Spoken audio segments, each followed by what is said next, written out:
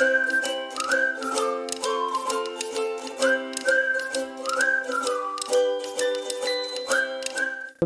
hello friends. So today we have one more success story, and the name of this gentleman who is there in front of us, his name is Nikhil Satot, and he's having 9 years of total IT experience. And from last 5 years, he's working as a Scrum Master. And friends, recently he break two a very prestigious interview. One is from Deloitte and one is from KPMG. So you can understand this guy caliber. I am very proud, Nikhil, to had you today in our show. So friends, this is about Nikhil. We will definitely going to had a lot of conversation with Nikhil in this session, lot of interview questions. It will be a combination of both Deloitte and KPMG. And he's have third offer as well, which we are not going to reveal. So he's joining that third company, not these two. Now you can think about the package which this guy is getting. So jokes apart, friends. Okay, so welcome Nikhil, and it's really pleasure to have you on our show today, Nikhil. Why don't you tell us about yourself, your journey as a Scrum Master before we start? Yes, Sunand, thanks a lot for the introduction. Your resources and videos on YouTube been really helpful, good guiding point.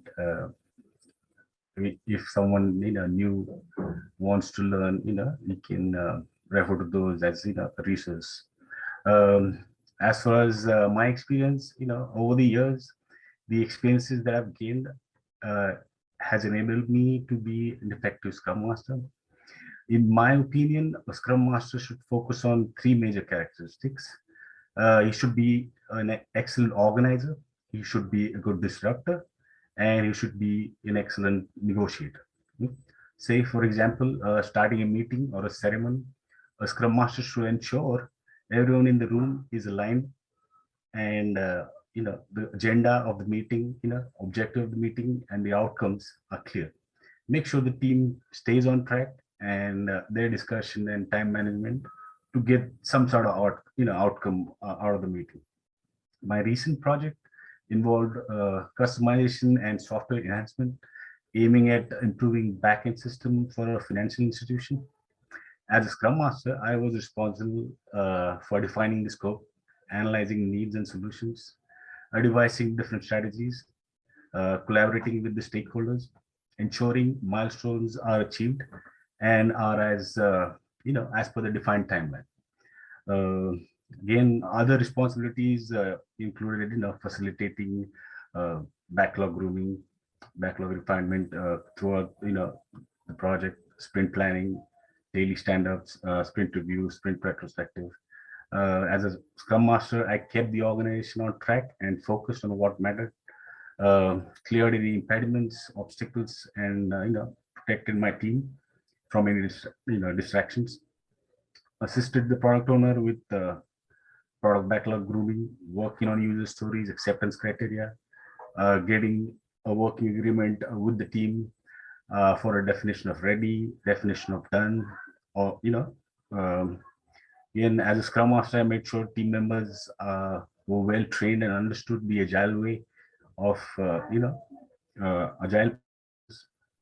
I ensured the team members knew their respective roles and made them aware so that they can get some sense of project responsibility. I am someone who acts with honesty and integrity, and I do my best to work extremely hard to ensure I deliver and is responsible and accountable for as a Scrum Master. I did my master's from University of Houston, and I'm also certified Scrum Master. Hey, thanks a lot, Nikhil, for your intro. Okay, so let's start with our Q&A session. Okay, so let's start with very basics first. So why user stories are not estimated in man hours? So your take Right. on that. Yes. One of the most common approaches for evaluating teamwork is to estimate in man hours. While man hours are simple to comprehend, they have a number of significant drawbacks. The amount of time it could take to perform a task would depend, on a developer's level of experience. Different developers would be able to, work at a certain task at, different pace. Um, Teams frequently overestimate the obstacles, and they may face, simply consider the best case scenario that can be applied. Benefits of estimating the user stories in story points would be, there's no association between the estimator skills or expertise. uh, Story, the story points when estimated are independent of the author's story's author. A team member or team members can estimate more correctly, since story points, gives us a relative estimation of how much work can be picked up and delivered by the team. Um, as team behavior takes precedence over, individual contracts, as per, the Agile Manifesto, story points encourage collaboration. The team that works together when they are planning, using different techniques like planning poker to estimate story points. Teams exchange ideas, constructively criticize or argue, and having fun at the same time playing, poker cards. So, that way they could come up on an agreement on estimation. And it saves, it serves as a good team building activity as well. Okay, okay. Thanks, Nikhil, for this explanation. Okay, let's move on to our next question. And this question is about team capacity.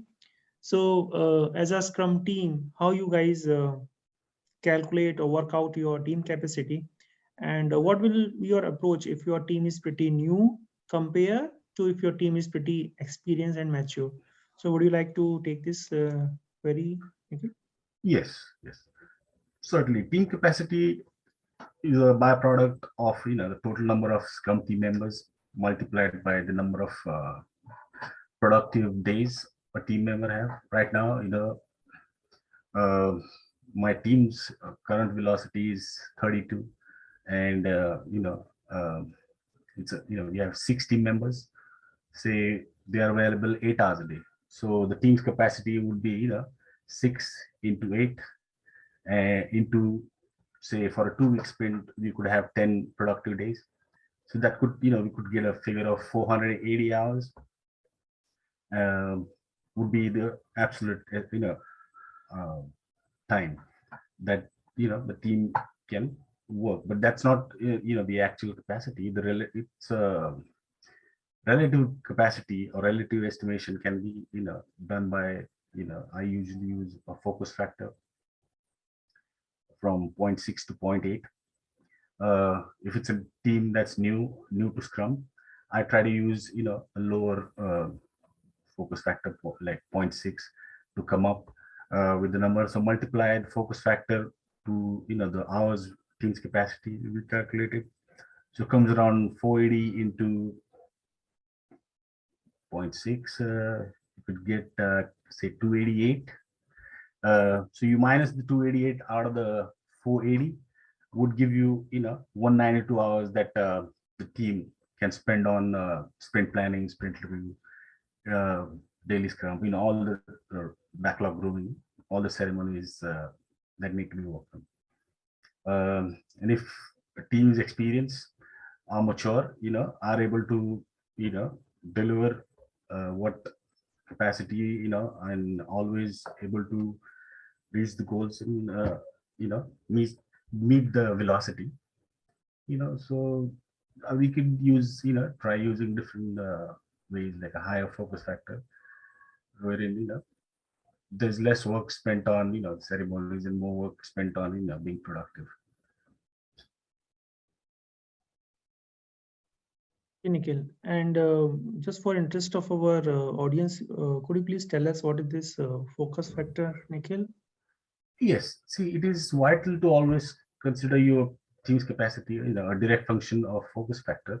Say I said in a range of 0.6 to 0.8 when committing to sprint story points. Otherwise, you will be setting an unachievable, sprint target for your team. With the team capacity, you fairly can predict, the number of hours your team is actively working, and can, how much can be committed for the product increment, or their ability to, stay focused on the sprint goals without any distractions, and that stuff. So although, when that's possible, when you have a healthy team who collaborates and, are able to, Okay, deliver. okay, get it. Okay, Nikhil. Okay, thank you. Okay, so you might have heard about the definition of done and definition of ready, right? Yes. So could you please explain with some example what will come under DOD and DOR based on your experience? Yes. Yes. See, definition of ready, usually deals with the user story. Product owners can use definition of ready as a guide when they, preparing the user stories for upcoming sprints. Um, it doesn't need to be 100% defined, covering the acceptance criteria, all the acceptance criteria. However, uh, it should be ready enough so the team is confident and can pick up the task. Um, we usually use the invest criteria by Bill Wick. That, so the story stand alone by itself, being independent, negotiable. Can the story be changed or removed without any impact on everything else? Valuable. Does this story have value to the end user? Is estimable. Team should be able to, estimate the size of the story. It is small enough so you can complete that, within an iteration. And can the story be tested and verified by itself? And, um, like no dependency would be the invest criteria. Definition of ready, you could say, um, user stories, dependency are identified, acceptance criteria exists and understood by the team. You have product backlog increment is in approved or equivalent state for the team to pick up for development. You could say acceptance criteria has sufficient details on the features that need to be developed and tested by the team. Again, performance criteria have been provided. PBI is written in active action output format. If you have mockups or wireframes, they are appropriately linked and understood by the team. Uh, Again, performance criteria is identified where, the need is. Team has good idea of, how to demo the user story, something like that. Again, coming to definition of done. Definition of done is a checklist of items that must be complete to call the item, finished, like the story finished. So a definition of done is used to access, when a work is complete on a, product increment. uh, Definition of done enhances, transparency or of the increments. Many development teams are working on the same product. They should have, the same definition of done. During each retrospective, the team can make changes to the definition of done if there's need. So the, you know retros, just gives us a like a working agreement for definition is what I've, you know uh, what do you say, formulated with the team. So, we can always refer back to the working agreement if something, is off track or something. And an example of a definition of done could be, say the design is reviewed, the coding is done, the refactoring of code is done, the code's in the standard format, code's checked properly, code's inspected. Uh, Say there's a end user document that's ready. Testing, like, unit testing, integration testing, regression testing, platform testing, language testing, all of that's there. So there's no defects or bugs that are there. Again, user acceptance testing, UAT is there. And, can go live production servers. something like that could be, but then that definition of ready and the definition of done, it's the team needs to collaborate and come up with, possible scenarios or possible things that would get the, story ready in the ready form and then in the done form. Great, Nikhil. Thanks a lot for the detailed explanation. Okay, so let's move on to the next question. And this question is about self-organizing and self-managing team. So what do you think? What's the role of a Scrum Master if the team is self-managed and self-organized? Do you think that the role of a Scrum Master is redundant in that case? What's your take on that, Nikhil? See, again, I mean, there's a common perception that, a Scrum Master uh, on a mature team is it's only, does administrative work or something. So again, that'll depend on the nature of the project. If it's a fairly large size project where multiple dependent upstream and downstream systems are there would be a fair amount of communication and coordination that needs to be, that is required. This could only happen, before or during, or, it could happen anytime during the sprint planning, could be before, after. Team members in that scenario need not worry about all these administrative works. They can, act, concentrate on working on the actual tasks. In my personal experience, however well you are planned, you've planned, things, usually don't go as smoothly as planned. In that case, any other dependent systems or review, revise, the integration, testing, release plans, deployment to higher environment, finally present the cost of delay and value needs to be, delivered to business. So there's just a few tasks, the Scrum Master can handle and the team can focus on, getting the work done instead of, so I'd say, only. So, Okay, okay, Nikhil. Okay, Nikhil. So, do you heard this term, servant leadership? And if yes, what is the meaning for servant leadership for you, Nikhil? yes, over leadership. The Scrum guide talks about Scrum Master being, servant leader. So, Scrum Master is somebody who would lead the team and not, compared to an actual uh, old school project manager who would manage the team. Servant leadership, you know, um seeks to achieve a vision of providing strong support to the team members. In turn, this allows the team to learn and grow while bringing their own expertise and, vision to the table. This also again hinges on building influence and authority rather than, using control or toxic leadership tactics. Team members in a servant leadership environment are more likely to feel, that their voices are being heard. Uh, this could make them, more likely to work at, best possible abilities of theirs. This style again represents the opposite of traditional leadership model. In such a model, the team sees the leader as a central point of the team where they can go and, he's always there to support them. So employees, could enjoy the support and, can only focus on meeting the company goals. Um, Instead, you could say Scrum leadership puts the team and the organization at the forefront, and, Scrum Master could take a back seat, and, the team and the team can take the accolades. So Okay, thanks, Nikhil, for that. Okay.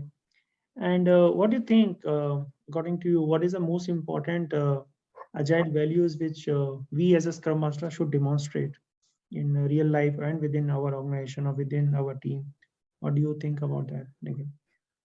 see, if I have to pick one, I mean, I'd say all five are important, but if I have to pick one, I'd say, courage.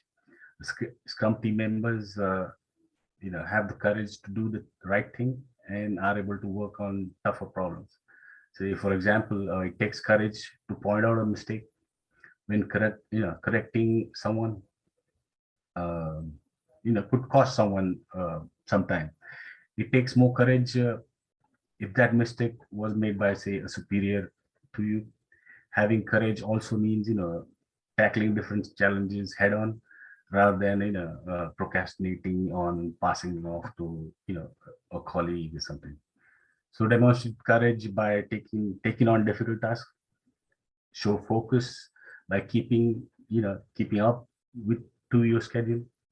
Embody commitment by working, doing your work well, and assuming your team is also doing the same.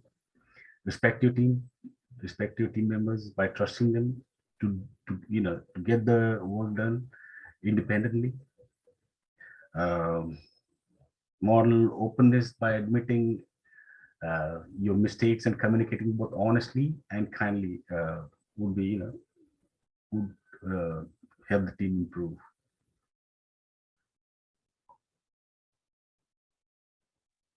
Okay, so for you, courage is most important. Okay, good. Thank you. Okay, so if you can tell us what are the few ways which by which you can keep your team motivated? If you want to share any of your past experience or any stories, you can share with us. Yes.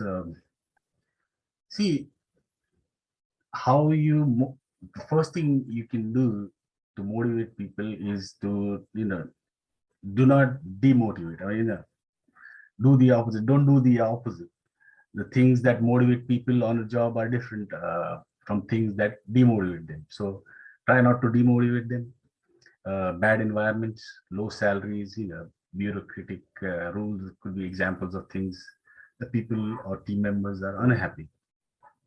Instead, people are motivated by, say, other things such as increased responsibilities, their ability to get the work done, the opportunity to make decisions, and have a sense of, belonging to a group.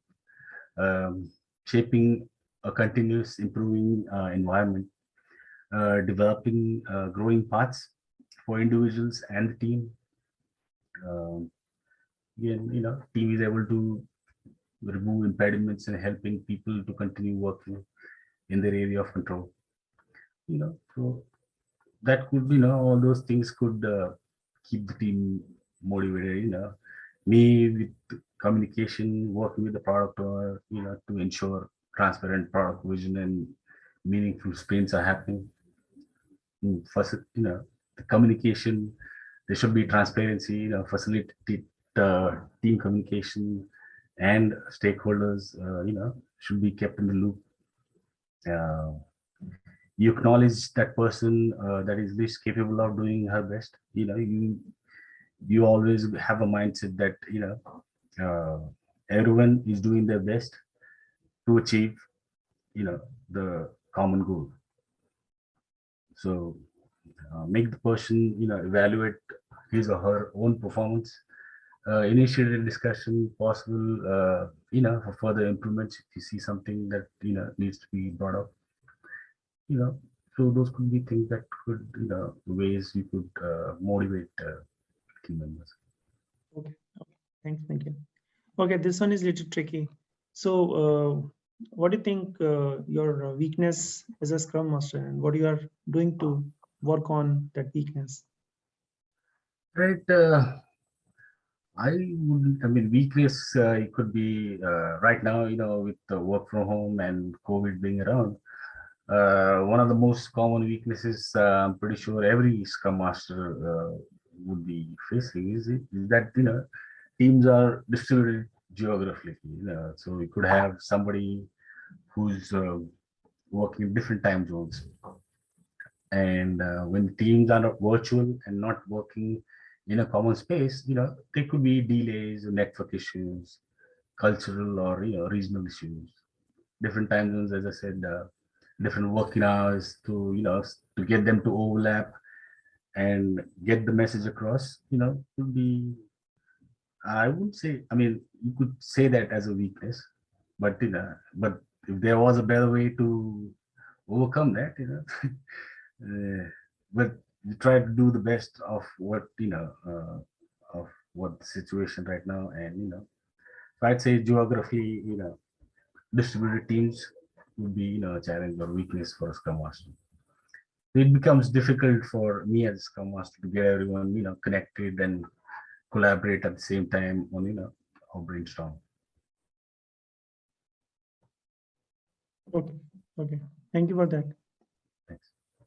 Okay. And how your fellow Scrum Masters or your team member describe you as a person, as a Scrum Master? What do you think they will talk about you behind your backs? Yeah, so I'd say they think that I'm a team player. I am able to uh, get things done or say obstacles the team members has to coach them, mentor them in a way that is peaceful. Peaceful communication is what I practice. And so somebody who's calm and composed and gets focuses on getting the results, and something like that.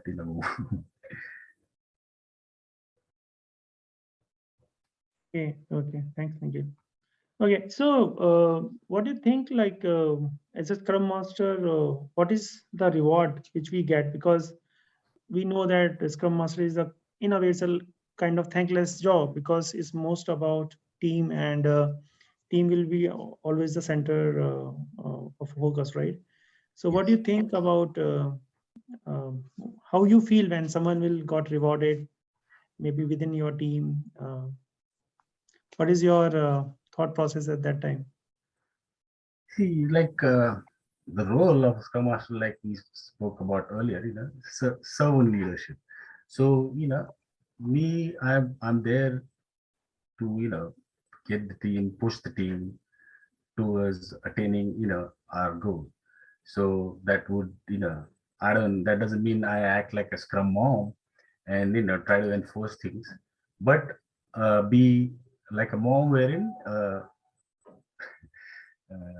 I don't know if that's the right word, but, so he somebody who's always there for the team if whatever is you know comes up.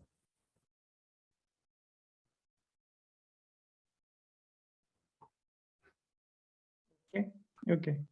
So, Nikhil, this one is the last question which I'm going to ask you. Yeah. Okay. This is about your achievement as a Scrum Master. So, what do you feel like so far, whatever last 5 years you have spent as a Scrum Master? What is your greatest achievement as a Scrum Master, Nikhil? Yes. um, I'd say, I mean, achievements could be different, but say the ultimate achievement any Scrum Master can attain would be make their team so mature, get them to a level of Scrum maturity where the team is self-organizing, is making I've I have practiced exercises wherein I let the team handle, say, the daily stand-ups or do the sprint planning, do the ceremonies themselves, and just step back a while, and check if how the team is discussing topics related to work, and if there's need, I'm always there to support.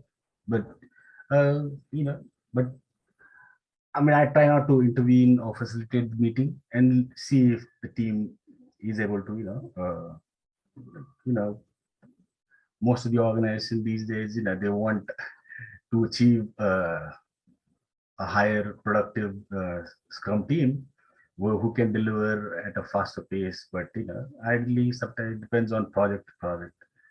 So I'd say, the physical withdrawal had at times has helped the team realize that you are there to support them, and in a way has encouraged them to take ownership of the meeting or ceremonies. So I could say getting to that point would be I have achieved that wherein I was able to handle multiple teams and focus on newer teams who were new to Scrum way of working, and so Scrum of Scrums. Uh, I could say that would be the greatest achievement. for me and for any Scrum Master. Okay, Nikhil. I hope our viewer will definitely get to learn a lot of new things from this session with you, Nikhil. And all the best for your future assignments, Nikhil. And hopefully we will meet some in other session in future, Nikhil. So thanks a lot for joining us today, Nikhil. Thank you. Thank you, Sunandina. I'd like to thank you for the opportunity. You've been a great guide for everyone, for aspiring Scrum Masters especially. So, Thanks a lot. really thankful. It was nice talking to you. Thank you, Nikhil. Thanks for that kind words. Okay, friends. So we'll take a break over here. See you in next episode very soon. So bye, guys. Bye.